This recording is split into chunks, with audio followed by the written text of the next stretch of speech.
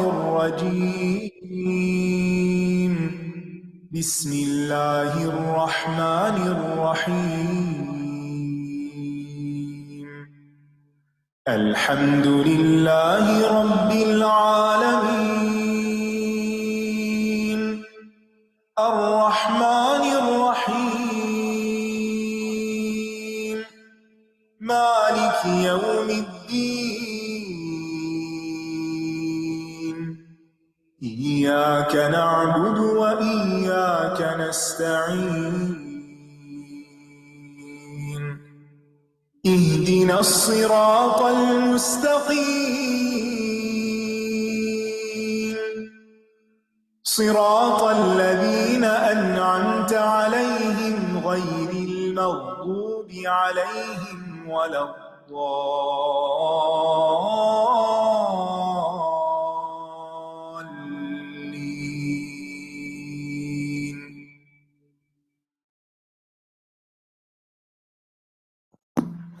السلام علیکم ورحمۃ اللہ وبرکاتہ۔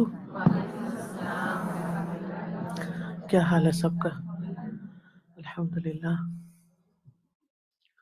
نحمده ونصلی علی رسولہ الکریم، اما بعد فاعوذ باللہ من الشیطان الرجیم، بسم اللہ الرحمن الرحیم، رب اشرح لی صدری ویسر لی امری واحلل عقدۃ من لسانی یفقہوا قولی۔ الحمد للہ خلق الانسان فی احسن تقویم واکرمہ اعظم تکریم وہدی من شاء بفضلہ الی دینہ القویم، لا الہ الا اللہ وحدہ لا شریک لہ العلی العظیم۔ تمام قسم کی حمد اللہ کے لیے ہے جس نے انسان کو بہترین ساخت پر پیدا کیا اور اس کی تکریم کی بہت زیادہ تکریم، اور ان میں سے جن کو چاہا اپنے فضل و کرم سے اپنے سیدھے اور صحیح دین کی طرف ہدایت دی۔ اللہ کے سوا کوئی معبود نہیں، وہ اکیلا ہے، اس کا کوئی شریک نہیں، وہ نہایت بلند اور بہت بڑا ہے۔ قل لئن اجتمعت الإنس والجن على أن يأتوا بمثل هذا القرآن لا يأتون بمثله ولو كان بعضهم لبعض ظهيرا۔ کہہ دیجئے اگر تمام انسان اور جن اس بات پر جمع ہو جائیں کہ وہ اس قرآن کی مانند کچھ لے آئیں تو وہ اس جیسا نہ لا سکیں گے، اگرچہ ان میں سے بعض کے مددگار بن جائیں۔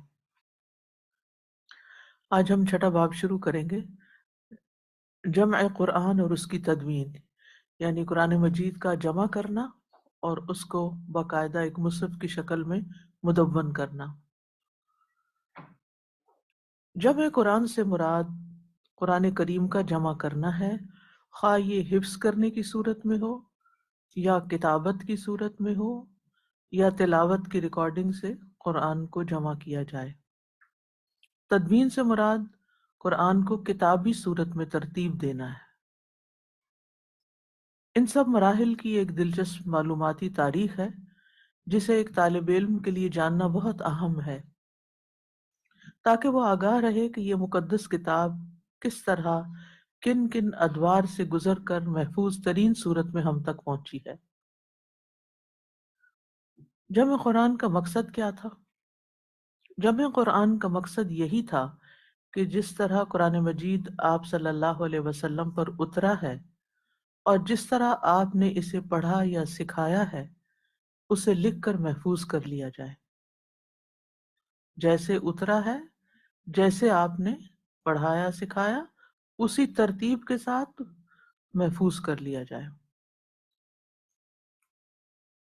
یہ اللہ کا حکم تھا تاکہ مستقبل میں اس قرات یا اس کے الفاظ، ترتیب اور لغت میں جو ممکنہ اختلاف پیدا ہو سکتا ہے وہ نہ ہو سکے، یعنی کسی قسم کا پھر اختلاف نہ رہے اس میں۔ اللہ تعالیٰ نے خود اس کی حفاظت کی ذمہ داری لی اور پھر اس حفاظت کا کام صحابہ رسول اور امت کے قراء اور حفاظ سے بھی لیا۔ یعنی اللہ تعالیٰ نے حفاظت کی اس کتاب کی، پھر دنیا میں حفاظت کا کام صحابہ نے کیا، اور پھر امت کے قراء نے وقتاً فوقتاً جو ہر جنریشن میں قراء اور حفاظ حفظ کرتے رہے، وہ بھی اس نیکی میں شامل ہیں۔ جمع قرآن کی دلیل کیا ہے؟ تنزیل قرآن یعنی قرآن مجید کے نازل ہونے کے دوران آپ صلی اللہ علیہ وسلم سخت مشکل اور شدت محسوس کیا کرتے تھے اور اپنے ہونٹوں کو حرکت دیا کرتے تھے، جیسا کہ ابن عباس کی روایت میں صحیحین میں ہے۔ اللہ تعالیٰ نے ابتدا میں ہی یہ فرما دیا، لا تحرک به لسانک لتعجل به ان علینا جمعہ وقرآنہ۔ آپ قرآن پاک کو حاصل کرنے میں جلدی مت کیا کیجیے، یقیناً اس قرآن کو جمع کرنا اور اسے پڑھوانا ہمارا ذمہ ہے، ہمارے ذمہ ہے جمع کرنا، یعنی جو اترے گا وہ سب ایک جگہ جمع کرنا یہ ہمارے ہی ذمہ ہے۔ یہاں اس دور میں قرآن جمع کرنا اور مستقبل میں قرآن کا جمع کرنا مراد ہے، جو سینوں میں بھی جمع ہو اور کتابت کے ذریعے بھی جمع ہوا، جو سینوں میں بھی جمع ہوا اور کتابت کے ذریعے بھی جمع ہوا۔ اب پیچھے ہم پڑھ چکے ہیں کہ تدریجاً نازل ہوا ہے نا قرآن، تھوڑا تھوڑا کر کے۔ اب کبھی کچھ آیات نازل ہوئی، کبھی کوئی سورت نازل ہو گئی، کبھی کسی سورت کا حصہ نازل ہو گیا، یہ چیزیں سب پیچھے آپ پڑھ چکے ہیں۔ اب یہ ہے کہ یہ جو وقتاً فوقتاً تھوڑا تھوڑا آتا رہا، پھر یہ سب اکٹھا کدھر ہوا، جمع کہاں ہوا، کیسے ہوا؟ تو دو چیزیں ہیں، ایک تو زبانی یاد کر کے سینوں میں جمع ہوا، سینوں میں حفظ کر کے جمع کیا گیا، اور دوسرے کتابی شکل میں، یعنی قرآن مجید دو طریقوں سے جمع ہوا، دو طریقوں سے اکٹھا ہوا۔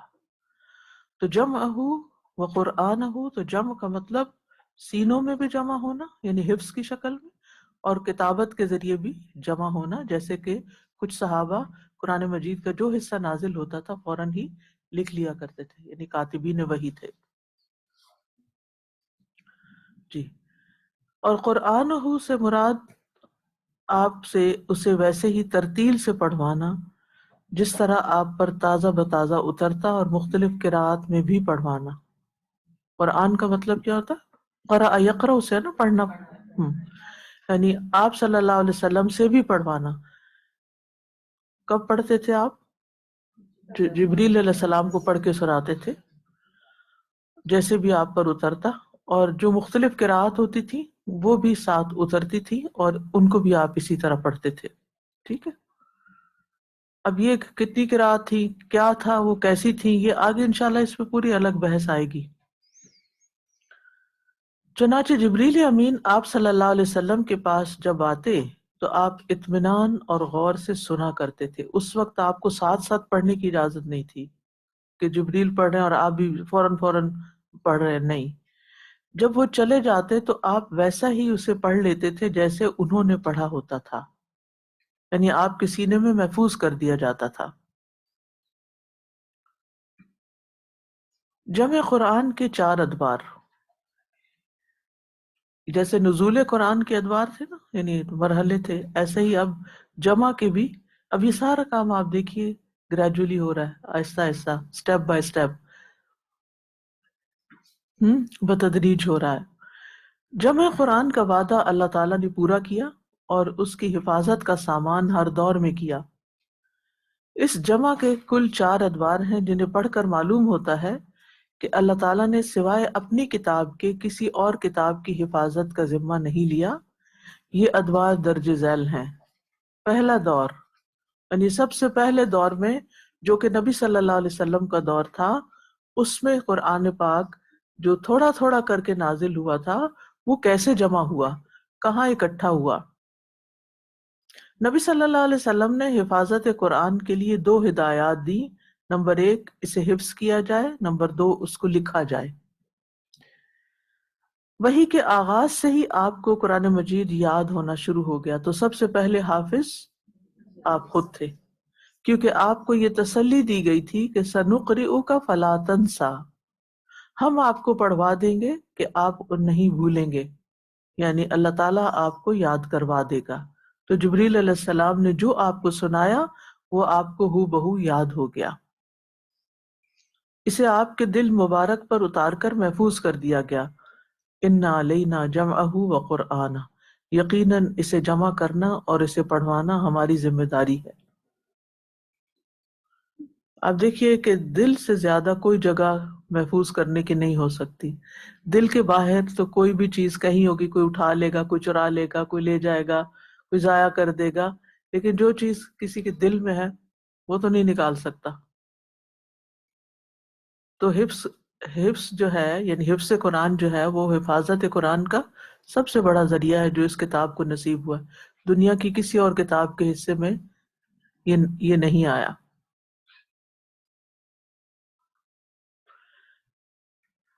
اسے آپ کے دل مبارک پر اتار کر محفوظ کر دیا گیا۔ انا علینا جمعہ و قرآنہ، یقیناً اسے جمع کرنا اور اسے پڑھوانا ہماری ذمہ داری ہے۔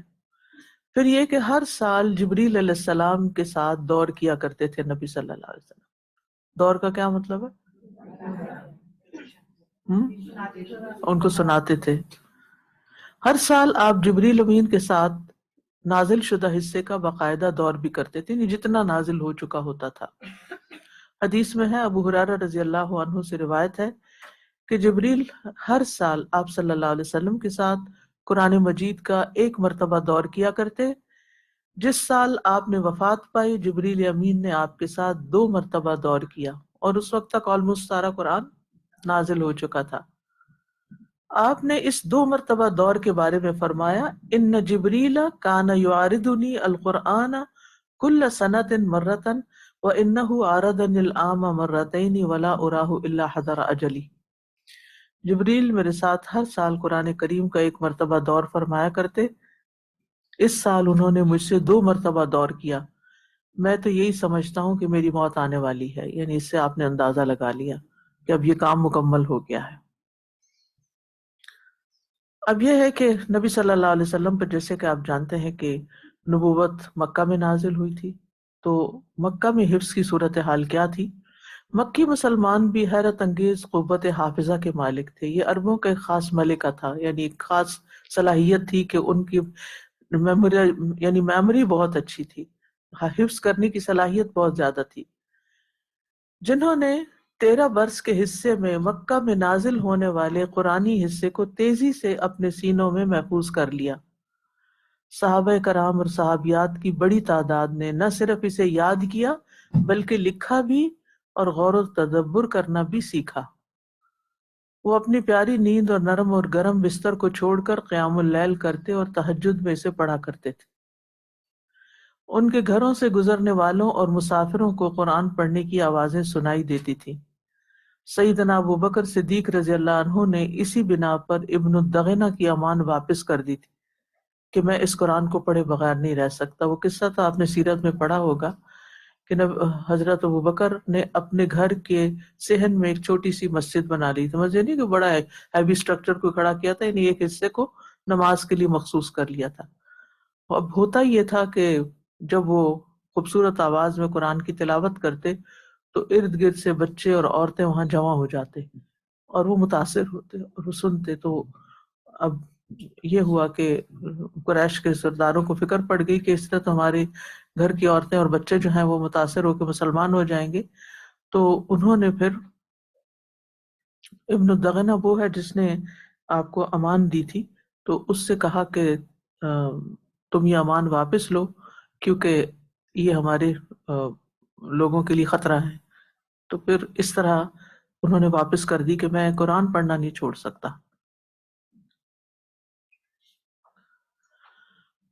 ہجرت کر کے آپ مدینہ تشریف لے گئے، اور پھر یہ کہ حضرت ابوبکر قرآن پڑھتے ہوئے رویا بہت کرتے تھے، بہت روتے تھے۔ ہم سب کو بھی جائزہ لینا چاہیے کہ ہماری ایوریج کیا ہے رونے کی قرآن پڑھ کر۔ ہر روز روتے ہیں یا ہر دوسرے دن یا ہر ہفتے یا ہر مہینے، یعنی کتنی بار روتے ہیں؟ اور اگر نہیں روتے تو اس کا مطلب ہے کہ ہمارے دلوں کے اندر نہیں جا رہا، دل میں نہیں اتر رہا، ہمارے دماغ تک ہی ہے، ہم رٹ رہے ہیں، پڑھ رہے ہیں، جان رہے ہیں۔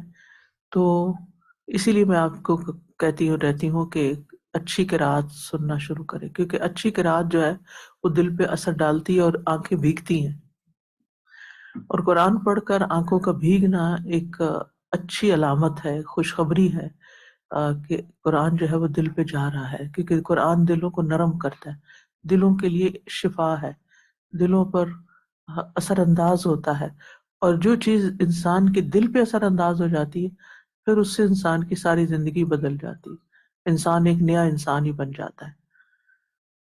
قرآن تو وہ چیز ہے کہ اللہ تعالیٰ فرماتے ہیں لو انزلنا هذا القرآن على جبل لرأيته خاشعا متصدعا من خشیت اللہ، اگر یہ قرآن ہم کسی پہاڑ پہ نازل کرتے تھے تو آپ دیکھتے کہ وہ اللہ کے خوف سے پھٹ پڑا ہے اور ٹکڑے ٹکڑے ہو گیا ہے، یعنی اس کی تاثیر تو اتنی زیادہ ہے، یہ کلام تو اتنا ہیوی ہے، لیکن اگر ہمارے دلوں پہ کوئی اثر نہیں ہوتا اس کا مطلب ہے کہ ہمارے دل سخت ہیں، انہیں نرم ہونے کی ضرورت ہے۔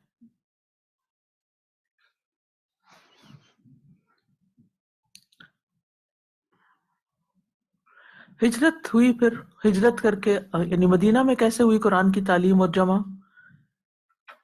ہجرت کر کے آپ مدینہ تشریف لے گئے، قرآن یہاں بھی 10 سال نازل ہوتا رہا، یہاں بھی آپ صلی اللہ علیہ وسلم قرآن مجید کو مجالس میں یعنی مجلس میں، نماز میں، خطبات میں پڑھتے، سنتے اور سناتے تھے۔ خطبات خطبہ کی جمع ہے، یعنی خطبوں میں، ٹھیک ہے، پڑھتے، سنتے اور سناتے۔ آپ صلی اللہ علیہ وسلم نے مسجد نبوی میں قرآن مجید کی تعلیم کا انتظام فرمایا، مسلمان اسے شوق سے گھروں میں اور نماز تہجد میں بالخصوص پڑھتے، نوجوانوں کو آپ ابھارتے کہ قرآن سیکھو، بہترین قراء پر آپ فخر کرتے، نبی صلی اللہ علیہ وسلم صحابہ سے بھی قرآن سنتے تھے۔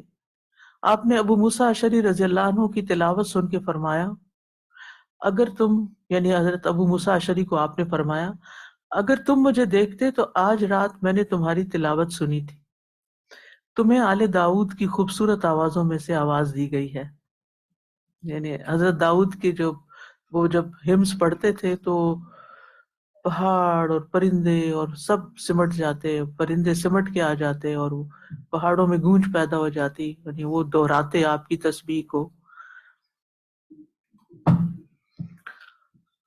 یعنی ان کی آواز بہت خوبصورت تھی۔ تو حضرت ابو موسیٰ اشعری کو کہا کہ تمہیں بھی ویسی ریزمبلنس ملی ہے۔ حضرت عائشہ رضی اللہ عنہ روایت کرتی ہیں کہ میں نے نبی صلی اللہ علیہ وسلم کے پاس آنے میں دیر کر دی تو آپ نے فرمایا اے عائشہ تمہیں کس چیز نے روک لیا؟ انہوں نے کہا اللہ کے رسول صلی اللہ علیہ وسلم، مسجد میں ایک ایسا آدمی تھا کہ میں نے اس سے بہتر قرات کرنے والا نہیں دیکھا، تو رسول اللہ صلی اللہ علیہ وسلم خود گئے اور دیکھا کہ وہ ابو حذیفہ کے آزاد کردہ غلام سالم ہے، ان کا پیچھے واقعہ گزر چکا ہے۔ تو رسول اللہ صلی اللہ علیہ وسلم نے فرمایا اللہ کا شکر ہے جس نے میری امت میں تم جیسے لوگ پیدا کیے ہیں۔ اسی طرح سیدنا عبداللہ بن مسعود سے روایت ہے، وہ کہتے ہیں کہ نبی صلی اللہ علیہ وسلم نے مجھ سے فرمایا مجھے قرآن سناؤ۔ انہوں نے عرض کیا اللہ کے رسول قرآن تو آپ پر اتارا گیا ہے اور میں آپ کو سناؤں؟ آپ نے فرمایا ہاں، مجھے اچھا لگتا ہے کہ میں دوسروں سے قرآن سنوں۔ تو ابن مسعود رضی اللہ عنہ نے سورۃ نساء پڑھنا شروع کی، جب وہ اس آیت پر پہنچے فَكَيْفَ إِذَا جِئْنَا مِن كُلِّ أُمَّةٍ بِشَهِيدٍ وَجِئْنَا بِكَ عَلَى هَؤُلَاءِ شَهِيدًا، آپ نے فرمایا حسبک الآن، بس بس کافی ہے۔ ابن مسعود فرماتے ہیں جب میں نے رک کر آپ کی طرف دیکھا فَإِذَا عَيْنَاهُ تَذْرِفَانِ، تو آپ کی آنکھوں سے آنسو چھلک رہے تھے۔ اس آیت کا مطلب کیا ہے پڑھ چکے ہیں آپ؟ پھر اس وقت کیا ہوگی جب ہم ہر امت میں سے ایک گواہ لائیں گے اور ان لوگوں پر ہم آپ کو گواہ بنا کے اٹھائیں گے، یعنی آپ کو سب کے لیے رسول بنا کر بھیجا گیا ہے اور آپ پچھلی امتوں پر بھی گواہی دیں گے اور اپنی امت کے لیے بھی گواہ ہوں گے۔ آپ دیکھیے کہ مسلمانوں کے اندر یہ احساس ختم ہو گیا ہے کہ وہ دوسروں کے لیے پیدا کیے گئے، کنتم خیر امت اخرجت للناس، تم بہترین امت ہو جو لوگوں کے لیے پیدا کی گئی۔ آج اگر ہم اپنا لائف سٹائل دیکھیں تو کیا ہم واقعی لوگوں کے لیے اویلیبل ہیں یا اپنی ہی زندگی جی رہے ہیں؟ آپ دیکھیے صرف اپنی فکر کرنا، اب تو انڈیویجولزم اتنا آ گیا ہے کہ بچوں کی بھی فکر نہیں رہی، اور بہن بھائیوں کی بھی، اور خاندان برادری کی بھی. ایک وقت تھا کہ کم از کم لوگ اپنے خاندان، اپنی برادری، اپنی ذمہ دار جن کے وہ ذمہ دار ہیں ان کی تو ٹیک کیئر کرتے تھے. اب تو وہ بھی نہیں رہا. آپ دیکھیے کہ اس طرح جینا کہ صرف اپنی فکر ہو اور اپنے بچوں کی فکر ہو اور بس دیٹس اٹ، یا اپنے گھر کی فکر ہو یا اپنی جنت کی فکر ہو، تو یہ کافی نہیں. صرف اپنی فکر میں کون جیتا ہے؟ حیوان. ان میں بھی آپ دیکھیں کہ جو ان کی جو ان کے میٹس بنتے ہیں یا ان کی جو فیملی بنتی ہے، بس وہ اپنی فکر کرتے ہیں. ان کو باقیوں کا نہیں. لیکن کچھ جانوروں میں بھی ایسی اسپیشیز ہیں کہ اگر ان پہ کوئی اٹیک کر دے تو سارے مل کے جواب دیتے ہیں. مثلا کوا، وہ سب کی فکر کرتے ہیں، ساری برادری کی فکر کرتے ہیں، سب کو بلا لیتے ہیں. کبھی آپ نے ان کا کوئی بچے اٹھا لیے یا انڈا اٹھا لیا یا ان میں سے کسی کو کچھ مار دیا ہو تو آپ دیکھیں کہ چھوڑیں گے نہیں آپ کو. اسی طرح ولڈر بیسٹ ہے، اگر ان کے اوپر کوئی ٹائیگر اٹیک کر دے تو آپ دیکھیں گے، آپ نے کوئی ڈاکومنٹریز دیکھی ہوگی کہ جی ہائینوز بھی، جی وہ سارے مل کے اٹیک کر دیں گے. تو آپ دیکھیے کہ ان کے اندر بھی کم از کم اپنی نسل کی تو فکر ہے نا. جتنے بھی آپ پرندے دیکھ لیں، ان سب کی لائف سٹائل دیکھیں، وہ کم از کم اپنے بچوں کا. مرغی بھی آپ دیکھیں، مرغی سے زیادہ آپ کو کوئی ملے گا کہ جو بچوں کو اپنے پروں کے نیچے چھپا لیتی ہے. اور اسی طرح بلی کو آپ دیکھیں، کتے کو دیکھیں، سارے جانور. یہ تو وہ بھی حیوان بھی کر رہے ہیں. ہم صرف حیوانی سطح پہ جی رہے ہیں. اگر ہم اتنا کر رہے ہیں کہ صرف اپنی اور اپنے بچے اور اپنے گھر کی فکر ہے، دیٹس اٹ، یہ ہمارا یعنی کہ زندگی کے محور یا سینٹر آف لائف بس یہی چیزیں ہیں. جبکہ قرآن پکار کے کہہ رہا ہے کہ تم تو انسانیت کے لیے پیدا کیے گئے، کیونکہ ہم تو امت رسول صلی اللہ علیہ وسلم ہیں، اور ہمارے ذمے تو یہ میسج ہے کہ ہم دوسروں کی فکر کریں، صرف اپنے آپ کو نہیں، اوروں کو بھی اللہ سے جوڑے. اور یہ قرآن کس کے لیے؟ سب کے لیے ہے، ہدی للناس ہے، سب انسانوں کی ہدایت کے لیے. لیکن جن کو یہ ہدایت مل گئی ہے وہ کیا کر رہے ہیں؟ اوروں کو، اپنے دوستوں کو، رشتہ داروں کو، اوروں کو تو نہیں بلاتے. وہ سمجھتے ہیں بس ہم پڑھیں کافی ہے.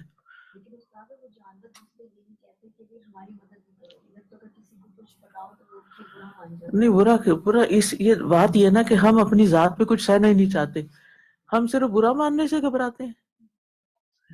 نبی صلی اللہ علیہ وسلم، یعنی یہ ہے ایک مسئلہ کہ ہم لوگ برا مان جاتے ہیں تو ہم اس ڈر سے نہیں بتاتے کسی کو کچھ، کل کو یہی چھوڑیں گے نہیں. اور پھر آپ دیکھیے کہ نبی صلی اللہ علیہ وسلم اور صحابہ نے کچھ مشکلات صحیح تھی جب لوگوں کو بتایا تھا، یہ کچھ نہیں ہوا تھا ان کو. پھولوں کی سیج پہ بیٹھ گئے تھے جا کے. حضرت ابو بکر رضی اللہ عنہ، انہوں نے جب قرآن اوپنلی پڑھا تھا تو پھر کیا ہوا تھا، حالانکہ وہ بہت انفلوئنشل انسان تھے، کتنی مار پڑی تھی، انہوں نے تو مارے کھائی ہیں، پھر بھی لوگوں کو بات بتائی ہے. آج مار کیا کھانی، آج ہم صرف یعنی اس ڈر سے کہ یہ پھر ہمیں چھوڑ دیں گے یا ہماری دوستی ختم ہو جائے گی، یا ہم کسی کو یہ تک نہیں کہتے کہ میں قرآن پڑھ رہی ہوں. کچھ لوگوں کو میں نے سنا، وہ لوگوں کو بتاتا ہے ہم عربک لینگویج سیکھ رہے ہیں.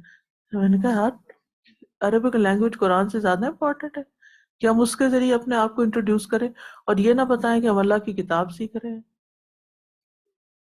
آپ کو اس بات کا اتنا شرح صدر اطمینان ہونا چاہیے. کوئی آپ سے پوچھے آپ کیا پڑھ رہے ہیں، آپ کہیں میں اسٹوڈنٹ آف قرآن ہوں، میں قرآن پڑھ رہی ہوں سمجھ کر، اور پورے کانفیڈنس کے ساتھ بتائیں یہ اللہ کا کلام ہے. آپ کوئی چھوٹا کام کر رہے ہیں. اگر آپ کو خود ہی اپنے کام کی قدر نہیں ہوگی تو پھر کوئی اور آپ کی کیوں قدر کرے گا؟ جس کو اپنی خود ورث نہیں پتا ہوتی اس کو کوئی بھی کچھ نہیں سمجھتا. تو یہ معمولی کام نہیں ہے. ہوا خیر مما یجمعون. اس لیے جتنی بھی آپ کی دوستیں ہیں، آپ کا سرکل ہے، آپ کے جاننے والے ہیں، آپ کے رشتہ دار ہیں، جہاں تک آپ پہنچ سکتے ہیں، آپ اپنا دائرہ جتنا بھی وسیع کر سکتے ہیں. ہر ایک کا ایک انفلوئنس کا دائرہ ہوتا ہے کچھ لوگوں کا چھوٹا ہوتا ہے, کچھ کا بڑا, تو ہر ایک اتنا ہی مکلف ہے جتنا اس کا دائرہ ہے. اب بھلے وہ نہ سنے, بھلے وہ نہ مانے, بھلے وہ آپ کا مذاق اڑائے, بھلے وہ کچھ بھی کہے, لیکن کم از کم قرآن پڑھنے کی دعوت, قرآن کے لیکچرز کو ان تک سینڈ کر دینا, پوسٹ کر دینا, کوئی ریفلیکشن لکھ کے بھیج دینا, کوئی اپنا ایکسپیرینس شیئر کر لینا, اینی تھنگ چھوٹی یا بڑی, اور خیر خواہی کے ساتھ کہ ان کو بھی ضرورت ہے. جیسے ہم اپنی فکر کرتے ہیں نا, ایسے ہی ہمیں انسانوں کی فکر ہونی چاہیے.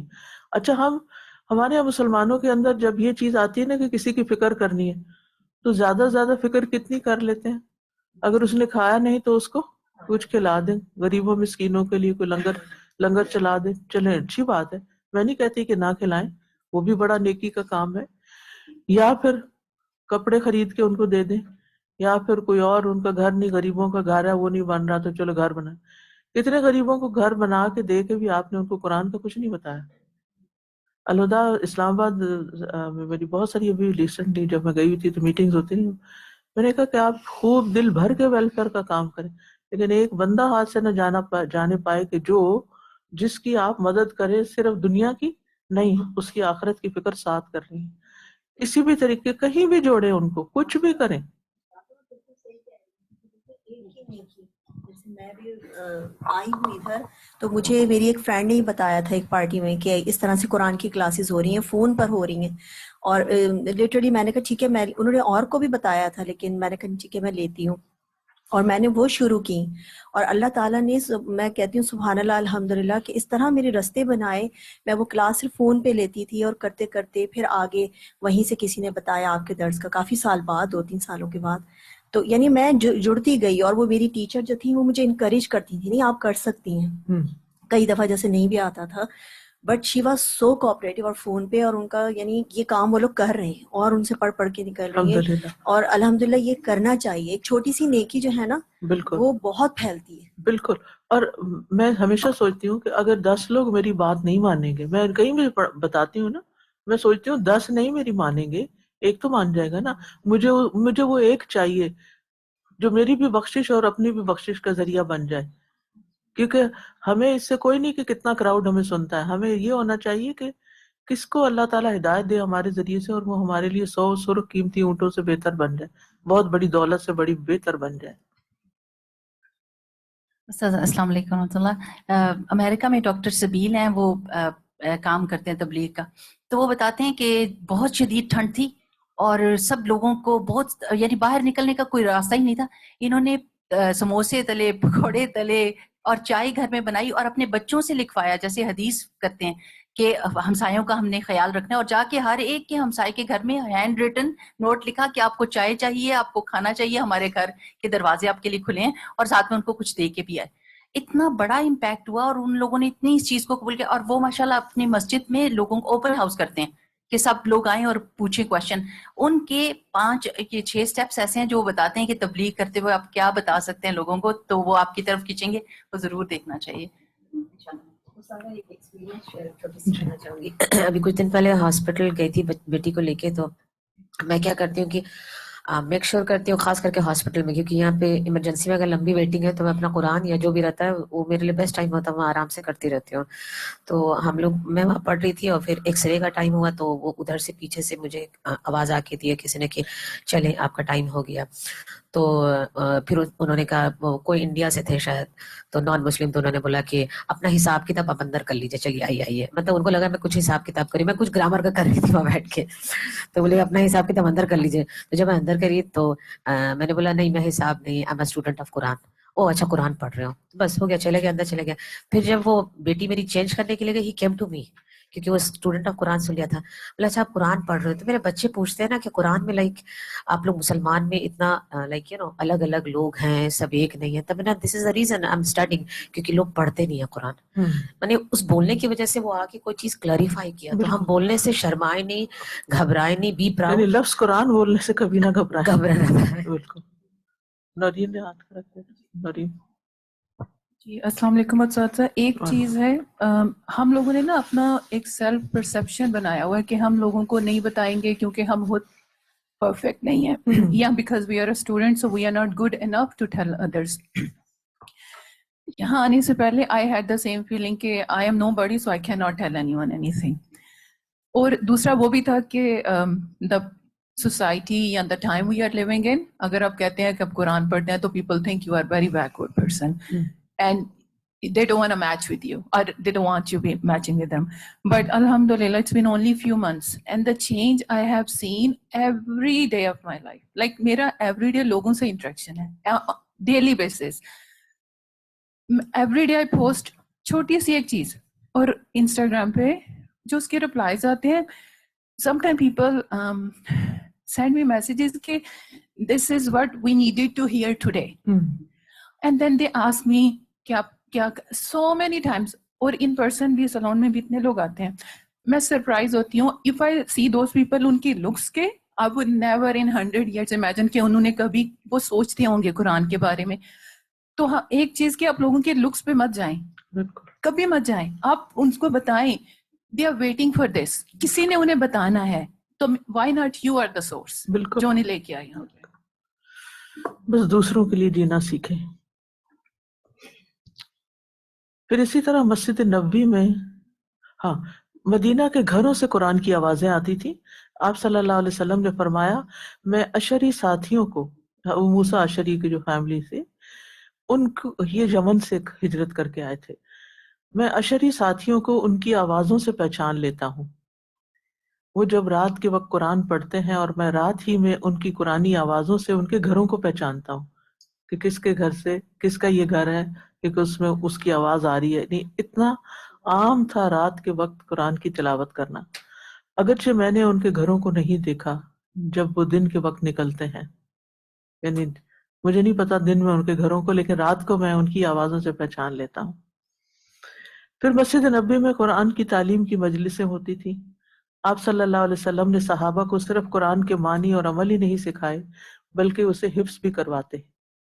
जब भी कोई शख्स हिजरत करके मदीना आता, आप उसे अंसार और मुहाजिरीन के पास भेजते ताकि उसे कुरान सिखाए. नहीं, जो भी नया मुसलमान होता उसे कुरान सिखाया जाता. सैकड़ों हुफाज तैयार हो गए. नहीं, सहाबा की बड़ी तादाद मदीना के अतराफ में जाकर, सबर्ब्स में जाकर, करिया करिया और बस्ती बस्ती कुरान सिखाती रही. ये भी हमारी जिम्मेदारियों में से है. यानी जहाँ कहीं हमारे रिश्तेदार रहते हों, चाहे बैक होम जाएं या विलेजेस में हो, या यहाँ पर जहाँ कहीं सबर्ब्स में मुस्लिम कम्युनिटी हो, थोड़े थोड़े भी हों, तो जब भी मौका मिले हफ्ते में एक दिन रख लें, महीने में एक दिन रख लें, कहीं ना कहीं विजिट करें, कहीं ना कहीं बैठ के उनके साथ पढ़ें. खुद नहीं पढ़ा सकते तो कोई ऑडियो लगा सकते हैं, कुछ भी कर सकते हैं, लेकिन लोगों को, यानी जमा तो सभी होते हैं, और आजकल समर में तो कुछ ना कुछ चलता ही रहता है सिलसिला. वाई नॉट कुरान की मजालिस.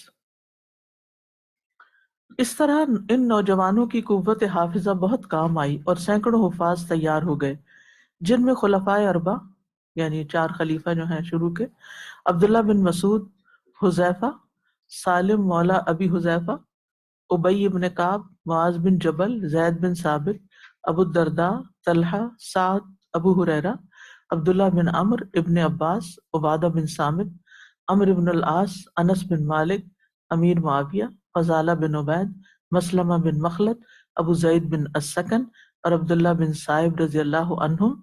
जबकि ख्वातीन में हज़रत आयशा, हफ्सा, उम्मे सलमा और उम्मे वरक़ा रज़ियल्लाहु अन्हुन्ना शामिल हैं. मुख्तलिफ मौके पर बहुत से कुर्रा शहीद भी हुए. इनकी तादाद का अंदाजा इस बात से बखूबी हो जाता है कि ग़ज़वा बि'r मऊना के मौके पर जिन 70 सहाबों को शहीद किया गया वो कुर्रा कहलाते थे, यानी सब कुरान के कारी थे और हुफाज कुरान थे. सैयदना अबू बकर सिद्दीक रज़ियल्लाहु अन्हु के दौरे खिलाफत में जंग यमामा के मौके पर 70 कुर्रा सहाबा शहीद हुए थे. हर घर में कुरान होता था. खिलाफत राशिदा के 30 साल अरसा में इस्लाम की दावत मशरिक व मगरिब तक फैली. हर मुजाहिद के घर में कुरान होता और तलवार लटकी होती. दिन रात की मुसाफत और अपने घरों से दूरी ने भी उन्हें कुरान से जोड़े रखा.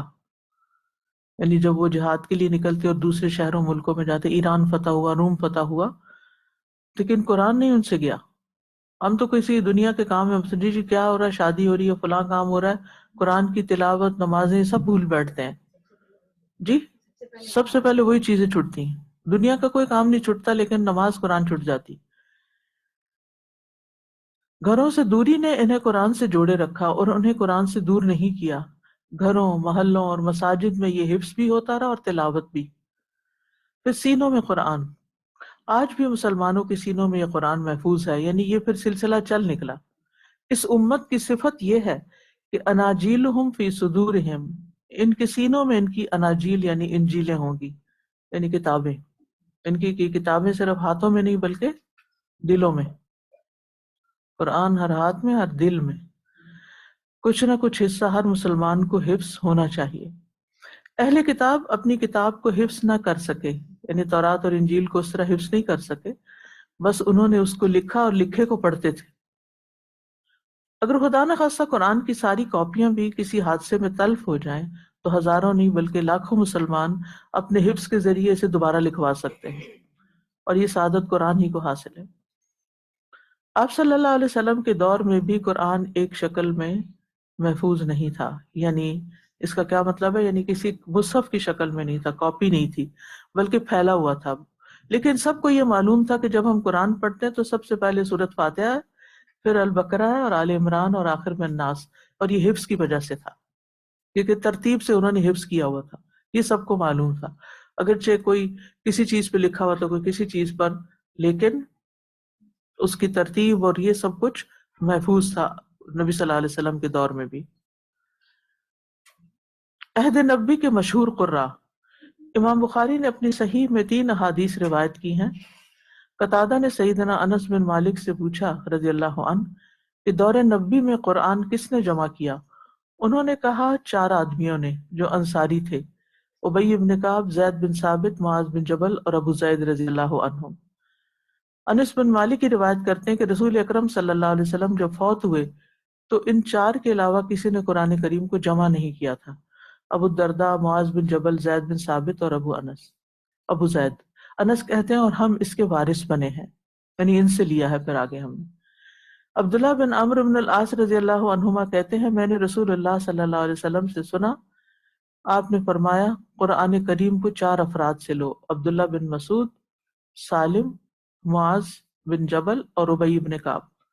ان احادیث سے تو یہ معلوم ہوتا ہے کہ جنہوں نے قرآن کریم کو عہد نبی میں یاد کیا وہ صرف عبداللہ بن مسعود، سالم، معاذ بن جبل، ابی بن کعب، زید بن ثابت، ابو زید بن السکن اور ابو الدرداء ہیں. لیکن دوسری طرف ہم یہ جانتے ہیں کہ صحابہ کی کثیر تعداد حفاظ کرام میں سے تھی. یہ معمولی تعداد تو ان کی نہیں تھی، یعنی یہ ان کے ماہر تھے، لیکن باقی جیسے 70 صحابہ ایک جگہ شہید ہو گئے، 70 دوسری جگہ. اس سے یہ پتہ چلتا ہے کہ بہت سو نے یاد کیا ہوا تھا. اس کا جواب علماء نے متعدد صورتوں میں دیا ہے. ان احادیث سے مراد صحابہ کی گنتی کرنا نہیں. یہ ایسے ہی ہے نا جیسے آپ کو کہا جائے کہ فلاں فلاں سے قرآن پڑھ لو، اس کا یہ مطلب نہیں کہ صرف یہی ہے اور کوئی ہے نہیں، بلکہ یہ نام بطور مثال کے ہیں جن کے شاہد سیدنا انس ہیں کہ انہوں نے خود ایک حدیث میں سیدنا ابی بن کعب کو اور دوسری میں ابو الدرداء کو ذکر کیا، اوپر 2 روایتوں میں نا. اگر نام ہی شمار کرنا ہوتے تو دونوں احادیث میں وہ سب کے متفقہ نام بتاتے. دوسری بات، جمع سے مراد کتابت ہے نہ کہ حفظ. تیسری بات، جمع سے مراد قرآن کریم کی تمام وجوہ قرات کا حفظ کرنا ہے. وجوہ قرات کیا ہے؟ مثلا مالک کو ملک پڑھنا، مالک ایک قرات ہے، ملک دوسری قرات ہے.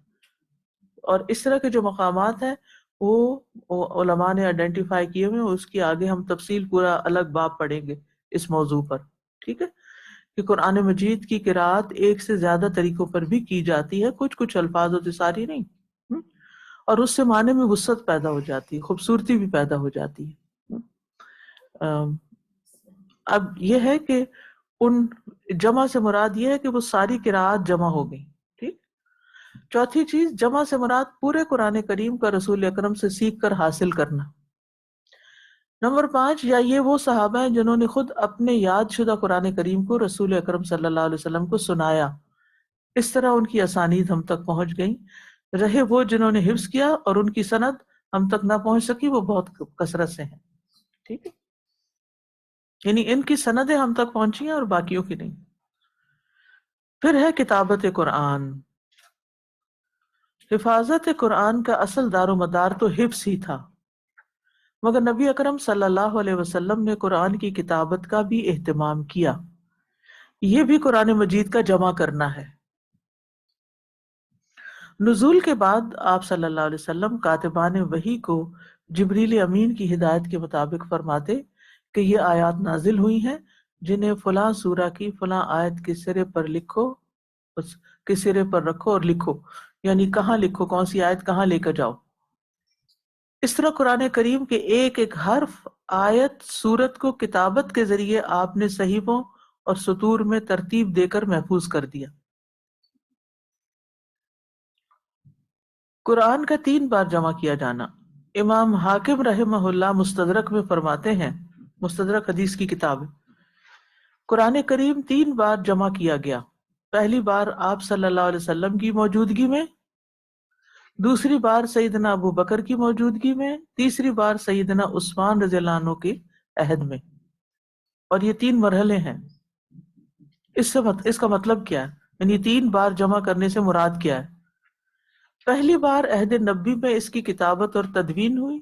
اس کتابت میں صرف یہ تھا کہ کون سی آیت کس سورت کی ہے اور کون سی آیت کس آیت کے بعد آئے گی. یہ یاد رکھیے، یعنی یہ کتابت کس شکل میں ہوئی کہ کون سی آیت کس سورت کی ہے اور کون سی آیت کس آیت کے بعد آئے گی. یہ خود نبی صلی اللہ علیہ وسلم نے بتایا. یعنی آیات کی ترتیب صورتوں میں مخصوص مقامات پر آ گئی، اور یہ توقیفی ترتیب تھی. توقیفی کا مطلب ہے جو وحی کے ذریعے معلوم ہوئی. جی توفیقی نہیں ہے، توقیفی ہے. قیف نہیں ہوتا. دوسری مرتبہ عہد صدیقی میں اسے ایک ہی مصحف میں لکھا گیا. پہلے مرحلے پر صرف ترتیب ہے، دوسرے مرحلے پر مصحف میں لکھا گیا. یہ جمع صرف کتابت تک ہی محدود رہی. وہ اس طرح کہ ہر صورت کی آیات کو ایک ہی صحیفے میں مرتب کر دیا جاتا، یعنی صورتوں کی شکل میں. یعنی صورتوں کی آیات جس ترتیب سے بتائی گئی تھی ان سب کو ایک جگہ پر اس ترتیب سے لکھ دیا گیا. پھر یہ تمام صحائف ایک دوسرے کے ساتھ ضم کر دیے گئے، اگرچہ ان میں صورتوں کی ترتیب نہ تھی. یعنی آیات کی ترتیب تو تھی لیکن صورتوں کی نہیں تھی، لیکن سب کو اکٹھا کر دیا گیا. تیسری مرتبہ عہد عثمانی میں متعدد صحیفوں سے ایک ہی خط عثمانی میں لکھا گیا. یہ کوشش مکمل قرآن کریم کو ایک ہی صحیفے میں جمع کرنے کی تھی تاکہ آیات اور صورتیں سبھی مرتب ہو جائیں. ان ادوار میں ہر اگلی کوشش ترجیحی طور پر کتابت کو مزید خوبصورت بنانے کی ہوتی تھی. اور اب بھی ہمارے پاس مصحف عثمانی موجود ہے اور وہ اسی طریقے پر لکھا گیا ہے جیسے ابتدا میں لکھا گیا تھا، اور اس کی انشاءاللہ تفصیل ہم آگے دیکھیں گے. اس طرح قرآن کریم مرتب کتابی شکل میں بھی محفوظ ہو گیا. ٹھیک ہے، اب دوبارہ بتائیے مجھے پہلی بار کیا ہوا تھا؟ آیات کی ترتیب سورتوں کے مخصوص مقامات پر آ گئی.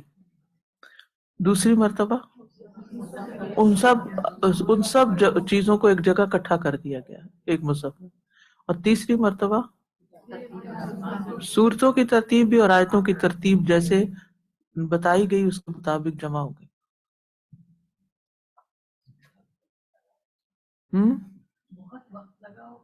جی بالکل، لیکن ان کے لیے اس سے بڑی سعادت کیا ہوگی کہ قرآن کی خدمت کریں. رہتے دو مصحف عثمانی، آپ دیکھیے کتنا بڑا صدقہ جاریہ کمایا. اگر کام کیا تو اس کا فائدہ بھی تو ہوا نا. یہ چیزیں اخلاص کے ساتھ باقی رہتی ہیں. امام مالک نے جب موطا لکھی انہوں نے سب سے پہلے حدیث کی کتاب اسی طرح مرتب کی. حدیثیں ادھر ادھر بکھری ہوئی تھی، ان سب کو جمع کیا کتاب میں. تو اور لوگوں نے بھی ان کو دیکھا دیکھی پھر وہی کام شروع کر دیا. تو ان سے کہا گیا کہ آپ بھی لکھ رہے ہیں اور لوگ بھی لکھ رہے ہیں تو پھر یہ اس کا کیا فائدہ. تو انہوں نے کہا کہ ما کان للہ بقیہ، جو اللہ کے لیے ہوگا باقی رہ جائے گا. اور آج باقیوں کی کتابیں ملتی نہیں، اور امام مالک کی اب تک بھی موطا امام مالک موجود ہے. تو کوئی بھی کام دین کا کرے نا، اس میں اخلاص پیدا کیا کرے. تو اخلاص سے چیزیں یعنی پنپتی بھی ہیں اور پھر باقی بھی رہتی.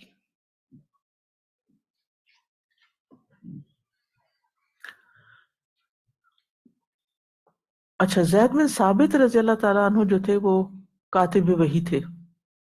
ٹھیک ہے، یہ زید بن حارثہ نہیں ہے جو منہ بولے بیٹے تھے آپ کے، یہ زید بن ثابت ہے. اس کتابت کے بارے میں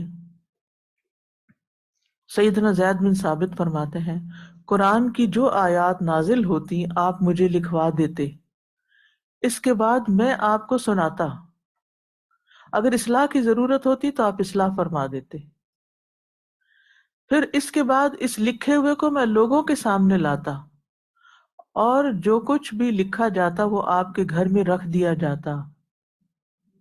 اب یہ محفوظ ہو رہا ہے یا نہیں؟ اس دور میں قرآن نہ کاغذوں پہ لکھا جاتا تھا، نہ ہی باقاعدہ مصحف کی صورت میں تھا یہ پہلے دور میں، بلکہ متفرق طور پر پتھر کی تختیوں، چمڑے کے ٹکڑوں، درخت کی چھالوں اور چوڑی ہڈیوں پر لکھا جاتا تھا. اسی لیے تو سیدنا زید رضی اللہ عنہ کا کہنا یہ ہے، قبض النبی صلی اللہ علیہ وسلم ولم یکن القرآن جمع فی شیء، نبی صلی اللہ علیہ وسلم فوت ہوئے تو قرآن کریم کسی بھی ایک چیز میں جمع نہ تھا. ٹھیک ہے، یعنی کسی ایک چیز میں مراد یہ کہ سارے کا سارا صرف چمڑے پہ نہیں تھا، یا سارا کا سارا صرف ہڈی پہ نہیں تھا، یا سارا کسی پتھر پہ نہیں تھا. جی، کسی بھی چیز میں جمع نہیں تھا، کوئی ایک چیز لفظ ایک ساتھ لکھ لیں اس میں، تاکہ یہ آپ کو شیئن ہے نا، نکرہ ہے، تو نکرہ میں ترجمے میں کیا لگتا ہے؟ ایک یا کوئی. کیونکہ اگر آپ اس کو ویسے پڑھیں گے تو یہ مسلیڈنگ عبارت ہوگی کہ نبی صلی اللہ علیہ وسلم فوت ہوئے تو قرآن کریم کسی بھی چیز میں جمع نہ تھا، تو وہ تو مسلیڈنگ ہو جائے. کسی بھی ایک چیز میں جمع نہیں تھا، یعنی مختلف چیزوں پہ لکھا ہوا تھا، لیکن ویسے ایک مٹیریل نہیں تھا، مختلف چیزوں پر تھا اور ایک جگہ رکھا ہوا تھا آپ کے گھر میں. اور وہ کس طرح کا لکھا ہوتا؟ لکھ کر، سنا کر، اصلاح کروا کے، اور وہ اصل نسخہ محفوظ تھا. کتابت وحی کا کام دیگر صحابہ بھی کرتے تھے. ان کاتبین وحی میں ابو بکر، عمر، عثمان، علی، عبداللہ بن ابی سرح، زبیر بن عوام، خالد بن سعید بن العاص، ابان بن سعید بن العاص، خالد بن ولید، معاویہ، مغیرہ بن شعبہ، عمرو بن العاص، عامر بن فہیرہ، عبداللہ بن رواحہ رضی اللہ عنہم بھی شامل ہیں. عہد رسالت کے نسخے. عہد رسالت میں ایک نسخہ تو وہ تھا جو نبی اکرم صلی اللہ علیہ وسلم کے پاس تھا. اس کے علاوہ صحابہ نے خود اپنے نسخے بھی تیار کر رکھے تھے. جن صحابہ کے پاس اپنے لکھے ہوئے مصاحف تھے ان میں عبداللہ بن مسعود، حضرت علی، حضرت عائشہ، ابی بن کعب، عثمان بن عفان، تمیم الداری، ابو الدرداء، ابو ایوب انصاری، عبداللہ بن عمر، عبادہ بن صامت اور زید بن ثابت رضی اللہ عنہ بھی ہیں. یعنی ان کے پاس اپنا بھی گھر میں بھی تھا، اور ایک جو ماسٹر کاپی تھی وہ نبی صلی اللہ علیہ وسلم کے پاس تھی. آپ صلی اللہ علیہ وسلم نے انہی صحابہ سے فرمایا، عبداللہ بن عمر سے روایت ہے کہ رسول اکرم صلی اللہ علیہ وسلم نے قرآن کریم کو دشمن کی زمین میں لے جانے سے منع فرمایا، کیونکہ اس وقت قرآن مجید ابھی بہت ابتدائی شکل میں تھا نا، کہ دشمن ضائع نہ کر دے اس کو. جی، نیز قرآن کریم کے علاوہ ان اوراق پر کچھ اور لکھنے سے بھی آپ منع کرتے تھے. من کتب انی غیر القرآن فلیمحوہ وحدثوا انی ولا حرج. مجھ سے قرآن کے علاوہ جس کسی نے کچھ لکھا ہے وہ اسے مٹا دے. یعنی قرآن کی جہاں قرآن لکھا ہے وہاں ساتھ ہی حدیث نہ لکھے. آج تو ہم اپنی تفسیروں پہ ساتھ ساتھ جو مرضی لکھ لیتے ہیں کیونکہ قرآن محفوظ ہو چکا ہے. ہاں، مجھ سے حدیث بیان کر سکتے، اس میں کوئی حرج نہیں. یعنی احادیث بیان ہوں گی لیکن قرآن کے ساتھ نہیں لکھی جائیں گی، تاکہ اللہ کا کلام جو ہے وہ وہی مطلوب جو ہے وہ غیر مطلوب کے ساتھ جمع نہ ہو جائے. توقیفی ترتیب پر کتابت.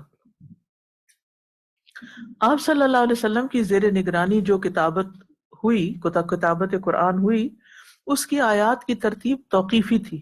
توقیفی کیا؟ جیسے اللہ تعالیٰ نے بتائی تھی. آپ جہری نماز کی قرات میں عموماً اسی ترتیب کو ہی اختیار فرماتے. اسی لیے لوگ ہر وقت سوال پوچھتے ہیں کہ کیا پہلے سورۃ الناس اگر میں نے پہلی رکعت میں پڑھ لی تو اب دوسری میں کیا کروں؟ کبھی بھول کے شروع کر بیٹھتے ہیں نا تو وہ پریشان ہوتے ہیں. الگ الگ سورت اس طرح آگے پیچھے پڑھ سکتے ہیں، لیکن اگر مثلا سورۃ البقرہ کی کچھ آیات آپ نے پہلی رکعت میں پڑھی اور کچھ دوسری میں، تو پہلی میں وہ پڑھیں جو شروع میں آئی ہیں، یعنی جو پہلے آئی ہیں، اور بعد میں وہ پڑھیں جو بعد میں آئی. اگر آپ نے پہلی رکعت میں آمن الرسول شروع کر دی تو اب سورۃ بقرہ سے کچھ نہ پڑھیں، اگلی کسی سورت سے پڑھ لیں. ٹھیک. حتیٰ کہ صورتوں سے قبل بسم اللہ کی تحریر بھی رسول اللہ صلی اللہ علیہ وسلم کے حکم سے کی گئی. اسی لیے سورت توبہ میں آپ نے نہیں لکھوائی تو نہیں لکھی ہوئی. اس کی دلیل یہ حدیث ہے جو امام نسائی اپنی سنن کبریٰ میں روایت فرماتے ہیں. ابن عباس رضی اللہ عنہما کہتے ہیں کہ جب نبی کریم صلی اللہ علیہ وسلم پر آخری آیت نازل ہوئی وَاتَّقُوا يَوْمًا تُرْجَعُونَ فِيهِ إِلَى اللَّهِ، تو جبریل علیہ السلام نے آپ سے فرمایا یا محمد دعها على رأس 80 و100 آیت من سورۃ البقرہ، یا محمد آپ اسے سورۃ البقرہ کی آیت نمبر 280 کے بعد رکھیے. اسی لیے علماء کہتے ہیں کہ قرآنی صورتوں میں آیات کی تقدیم و تاخیر جائز نہیں، یعنی آپ آگے پیچھے مت کریں ان کو. تقدیم کا مطلب ہوتا ہے آگے کرنا، تاخیر کا مطلب ہوتا ہے ڈیلے، پیچھے کرنا. زید رضی اللہ عنہ نے بھی جمع قرآن میں آیات کی وہی ترتیب ملحوظ رکھی جو رسول اللہ صلی اللہ علیہ وسلم نے بتائی تھی، جس پر تمام صحابہ نے خود اتفاق بھی کیا. عبداللہ بن زبیر رضی اللہ عنہ نے امیر المومنین عثمان رضی اللہ عنہ سے عرض کی کہ آیت والذین یتوفون منکم ویذرون ازواجا وصیۃ لازواجہم متاعا الی الحول غیر اخراج کو اس آیت نے منسوخ کیا ہے. والذین یتوفون منکم ویذرون ازواجا یتربصن بانفسہن 4 اشہر و10، اور یہ آیت وصیت والی آیت سے تلاوت میں پہلے ہے، تو آپ اسے بعد میں کیوں لکھ رہے ہیں؟ سیدنا عثمان رضی اللہ عنہ نے فرمایا میرے بھتیجے، میں اس قرآن کی کسی آیت کو اس کی جگہ سے بدل نہیں سکتا، جیسے آپ نے لکھوایا ویسے ہی لکھا جائے گا. اس کی حکمت اللہ ہی کو پتہ ہے. اب سوال یہ پیدا ہوتا ہے کہ زمانہ نبوی میں قرآن کریم ایک مصحف میں کیوں نہیں جمع ہو سکا، یعنی ایک کتاب کیوں نہیں بنی نبی صلی اللہ علیہ وسلم کے زمانے میں؟ یہ آج بھی اعتراض کریں گے لوگ. اس کے کئی جواب علماء نے دیے ہیں. قرآن کریم ایک ہی دفعہ نہیں بلکہ 23 سال کے عرصے میں تھوڑا تھوڑا کر کے نازل ہوا، اس لیے بھی ایک مصحف میں جمع کرنا ممکن نہ تھا. ٹھیک، مسلسل آ رہا تھا، ابھی آخری دن تک آتا رہا. آپ نے اسے اس لیے بھی ایک ہی مصحف میں جمع نہیں فرمایا تھا کیونکہ قرآن میں نسخ واقع ہو رہا تھا. نسخ پڑھ چکے نا پہلے سپارے میں. اگر آپ اسے جمع کر دیتے تو پھر کچھ قرآن کے حصے کی تلاوت منسوخ ہو جاتی تو یہ باہمی اختلاف اور دین میں اختلاط کا سبب بنتا، کنفیوژن کریٹ کرتا. آپ صلی اللہ علیہ وسلم بھی قرآن کریم کے بعض احکام یا تلاوت کے بارے میں منتظر رہتے تھے کہ شاید کچھ منسوخ ہو جائے، اس لیے بھی آپ نے جمع نہیں کروایا، یعنی کتابی شکل میں. ویسے تو اکٹھا کیا. جب اس کا نزول مکمل ہو گیا اور زمانہ نسخ کے اختتام تک یہ قرآن سینوں میں محفوظ بھی رہا اور آپ کی وفات ہو گئی تو اللہ تعالیٰ نے خلفائے راشدین کو اس کے جمع کرنے کا الہام کر دیا. نمبر 3، قرآن کریم میں آیات اور صورتیں ایک ترتیب سے نازل نہیں ہوتی تھیں. اگر اس وقت قرآن میں ایک مصحف میں جمع کر دیا جاتا تو ہر نئی آیت کے نزول کے وقت ترتیب میں تبدیلی کرنی پڑتی. تو اس وقت وہ کوئی کٹ پیسٹ کا تو طریقہ نہیں تھا نا کہ آپ انسرٹ کر دیں وہاں جا کے وہ آیت. اس لیے صحابہ کے مابین جب کسی آیت میں اختلاف ہوتا تو وہ لکھے ہوئے قرآن کی بجائے رسول اللہ صلی اللہ علیہ وسلم کی طرف ہی رجوع کرتے تھے. ٹھیک ہے. وفات رسول اور بعض قراء صحابہ کرام کی شہادت کے بعد یہ ضرورت شدت سے محسوس کی گئی کہ ایک ہی مصحف میں قرآن جمع کر لیا جائے، اور یہ سعادت سیدنا ابوبکر رضی اللہ عنہ کے حصے میں آئی. نمبر 4، عہد رسول میں جو کچھ لکھا گیا اس کی کچھ تلاوت منسوخ ہو گئی تھی مگر وہ آپ کی وفات تک مکتوب صورت میں موجود رہی. نمبر 5، آپ کے عہد میں قرآن کریم مختلف چیزوں ٹکڑوں پر لکھا ہوا تھا اور الگ الگ تھا. آپ بھول تو نہیں سکتے تھے، لیکن یہ ممکن تھا کہ آپ کی وفات کے بعد دوسرے لوگ بھول جائیں. اس لیے مشورے کے بعد سیدنا ابو بکر رضی اللہ عنہ نے اسے ایک ہی مصحف میں لکھنے کی جلد از جلد کوشش کی. تو حضرت ابوبکر کے دور میں پھر ایک مصحف میں جمع کر لیا گیا. ایک اہم نکتہ، عراقی یہودی مسٹر داؤد نے انگریزی زبان میں قرآن کا ترجمہ شائع کر کے مقدمہ میں لکھا ہے، یہ بات سمجھ سے بالا تر ہے کہ بڑی اور لمبی صورتیں پہلے اور چھوٹی صورتیں بعد میں. حالانکہ ترتیب اس کے برعکس ہونی چاہیے تھی تاکہ قاری کے لیے آسانی ہوتی. قاری ہوتا ہے ریڈر، ریسائٹر. چنانچہ اس نے قاری قرآن کو الجھن میں ڈالنے کے لیے اپنے ترجمے میں قرآنی صورتوں کی ترتیب الٹ دی. ایسے دانشوروں کا ایک مشورہ یہ بھی ہے کہ قرآن مجید میں جہاں ایک ہی واقعے کو بار بار بیان کیا گیا اس کی تکرار نکال دو. لیکن قرآن کی ترتیب توقیفی ہے اور اللہ کی طرف سے ہے، اس لیے کوئی بھی یہ کام نہیں کر سکتا. اللہ تعالیٰ کے حکم سے رسول اکرم صلی اللہ علیہ وسلم کے سینے میں اسی ترتیب سے ہی اسے بھرا گیا ہے. آپ نے بھی اسی ترتیب سے اسے لکھوایا. یہ تو ایمانی تقاضا ہے، خاص ترتیب کی حکمت ہمیں سمجھ آئے یا نہ آئے تو بھی اسے ایسا ہی مانا جائے، اور اسے آگے پر پیچھے کرنے کی اجازت رسول اللہ صلی اللہ علیہ وسلم کو بھی نہیں تھی، تو ہم نہیں کر سکتے. حقیقت یہ ہے کہ یہ باہم ملی ہوئی مرتب صورتیں ہیں. واقعات اور مدعا کا تکرار اپنے مقام پر خاص اہمیت رکھتا ہے، جن کے معنی ایک دوسرے کے ساتھ مربوط ہیں. کیا اس کوشش سے قرآن کی حسن ترتیب اور اس میں بے شمار پوشیدہ حکمتوں کو ختم کیا جا سکتا؟ واللہ متم نورہ ولو کرہ المشرکون. اللہ تعالیٰ پورا کرنے والے اپنے نور کو خواہ مشرک کتنا ہی ناپسند کرے. ٹھیک ہے جی، قاری ہوں کافر ہوں. سورۃ الصف کی آیت نمبر 8 ہے. دیکھیں بھلا، قرآن سے دیکھیں، قرآن سے دیکھیں.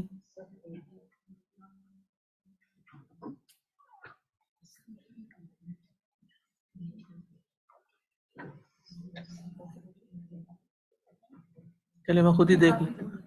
کافرون ہے. واللہ متم نورہ ولو کرہ الکافرون. اور اللہ تعالیٰ اپنے نور کو پورا کرنے والے ہیں خواہ کافر کتنا ہی ناپسند کرے. آپ کے پاس کافرون لکھا ہوا؟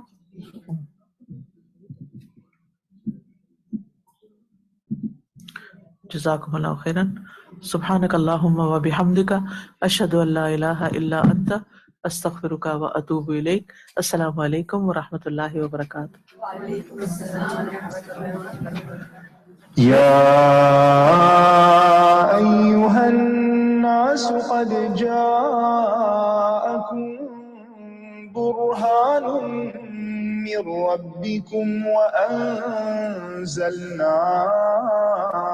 إليكم نورا مبينا فأما الذين آمنوا بالله واعتصموا به فسيدخلهم في رحمة منه وفضل ويهديهم إليه صراطا مستقيما.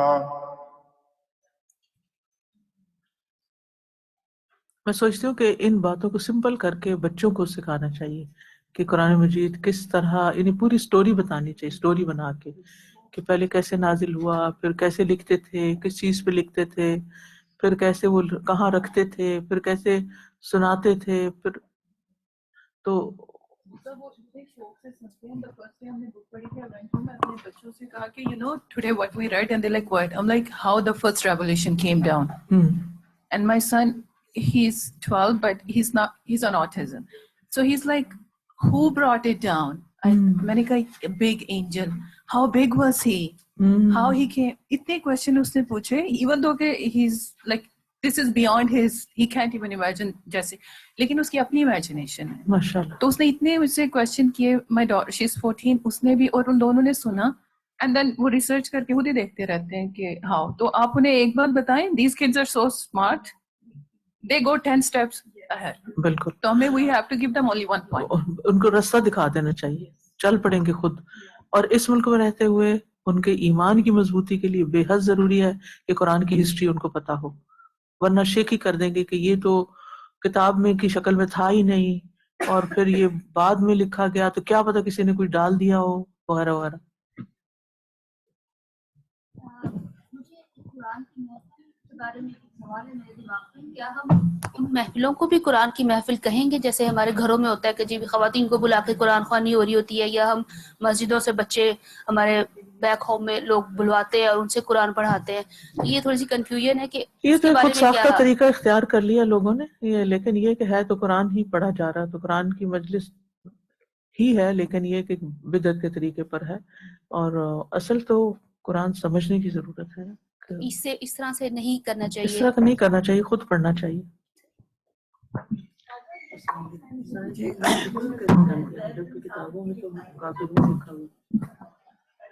استاد مجھے پوچھنا تھا کہ ہم بچوں کو جو شروع سے 30واں پارہ پڑھاتے ہیں سب سے پہلے, پرانے زمانے میں کوئی حرج نہیں, پڑھا سکتے تو ہیں, ساری ترتیب کہیں الٹی سے ہو بھی پڑھ جاتی. سکتے ہیں, سورت کہاں پڑھ سکتے ہیں, کوئی سورت بھی پڑھ سکتے ہیں, نہیں, لیکن جیسے آپ چھاپ نہیں سکتے اس طرح.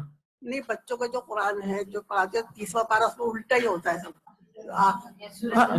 سورۃ الناس پڑھاتا کوئی حرج نہیں, ایسے کر سکتے ہیں آسانی کے لیے, بچے اس سے منع نہیں کیا گیا.